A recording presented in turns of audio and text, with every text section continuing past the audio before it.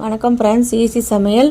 மிளகாய் தூள் அரைக்கிறதுக்காக 1 கிலோ மிளகாய், 1 கிலோ தனியா, 50 கிராம் மஞ்சள், 50 கிராம் வெந்தயம், 100 கிராம் மிளகு, ஒரு கட்டி பெருங்காயம், 100 கிராம் சீரகம், 100 கிராம் உளுத்தம்பருப்பு, 100 கிராம் கடலைப்பருப்பு.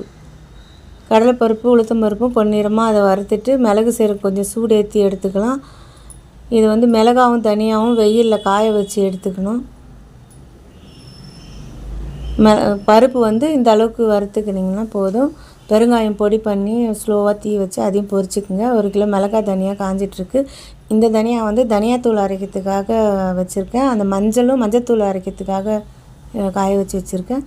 எல்லாத்தையுமே விசிலில் கொடுத்து அரைச்சி ஆற வச்சு பேக் பண்ணி வச்சுருக்கேன். நீங்கள் வேணும்னாலும் ஆர்டர் பண்ணுங்கள், இல்லை நீங்களே அரைச்சிக்கிறதுனாலும் அரைச்சிக்கங்க ஃப்ரெண்ட்ஸ். ட்ரை பண்ணி பாருங்கள் ஃப்ரெண்ட்ஸ். சப்போர்ட் பண்ணுங்கள். ஆர்டர்